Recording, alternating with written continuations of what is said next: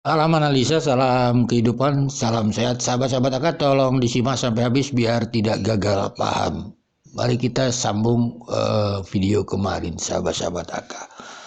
Tetapi sahabat-sahabat AK, manuver-manuver di dalam membahas kasus Subang ini bukan hanya dilakukan oleh saksi keluarga itu sendiri, sahabat-sahabat AK. Ini tidak terlepas juga dari netizen, konten kreator dan sebagainya. AK kasih contoh. Ini contoh sahabat-sahabat AK. Konten kreator Subang di awal juga mau deklarasikan itu kawal saksi Danu sampai tuntas. Agar apa? Kita ini nggak usah bermain-main kata-kata lah.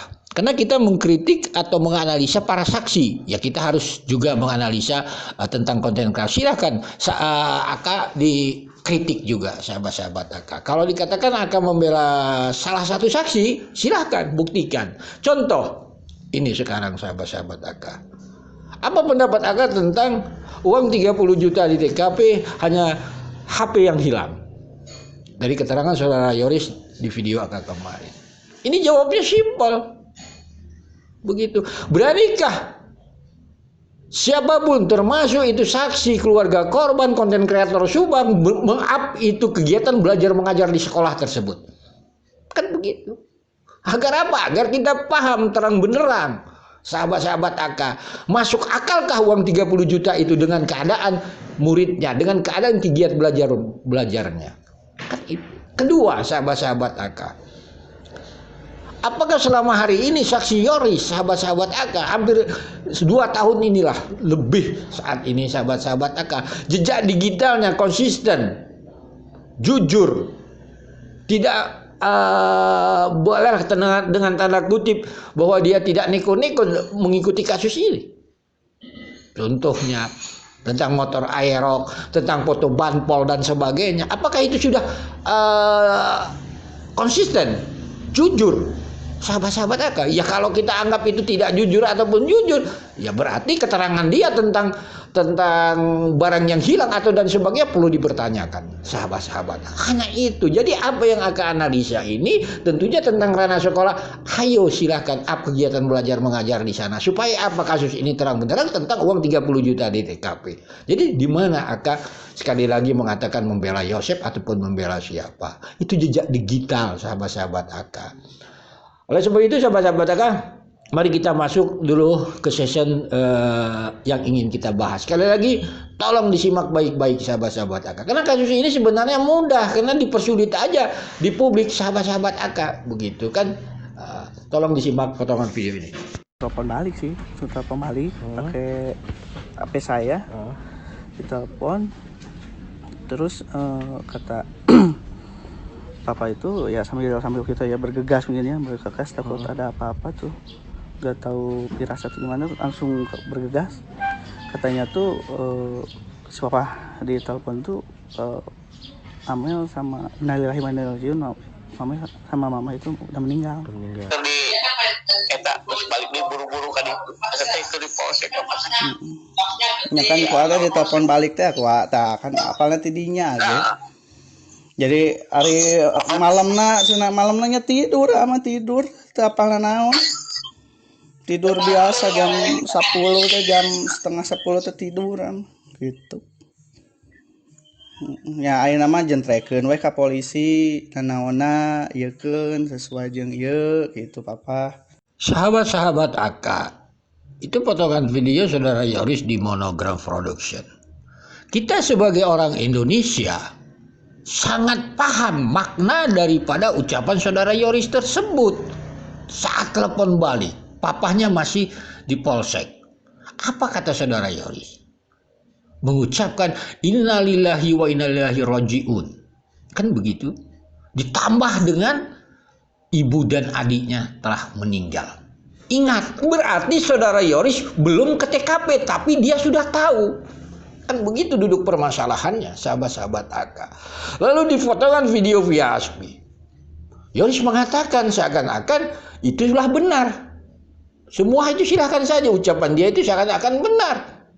Ya dia bilang, jentrekan saja atau tegaskan kepada penyidik. Beranikah Pak Yosep itu menegaskan kepada penyidik tentang ucapan ini? Kan Yoris belum ke TKP tapi dia sudah tahu dalam analisanya. Ya, tegaskan kepada penyidik. Mungkin penyidik punya yang namanya tim ahli bahasa agar paham ini kasus terang benerang. Tidaklah mungkin orang yang belum datang ke TKP tahu ibu dan adiknya meninggal mengatasnamakan bapaknya. Sedangkan bapaknya sendiri mengatakan dia masih di polsek. Ini sebenarnya simpel, dari sini saja. Jentraikan ke penyidik, ya laporkan saja ke penyidik. Jejak digitalnya ada. Tapi beranikah? Ini kan pertanyaannya, kalau enggak ya mutar-mutar saja kita. Ini sangat krusial, dari sini aja, titik sini antara anak dan bapak sudah ada masalah tentang korban.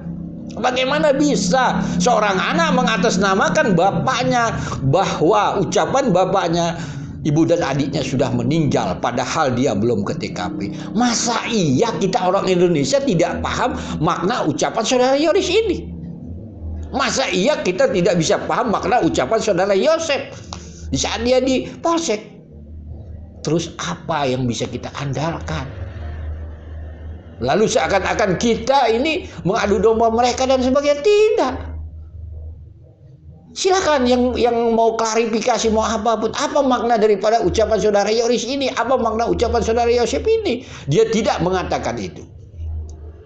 Cukup di sini sebenarnya. Laporkan saja ke penyidik nanti bila dipanggil di Polda. Ini bukti anak saya, ini bukti bapak saya. Mengatakan seperti itu. Biarkan mereka itu, ya mereka nggak akan berani. Karena apa? Di publik dengan di BAP mungkin berbeda. Ya sulit kan.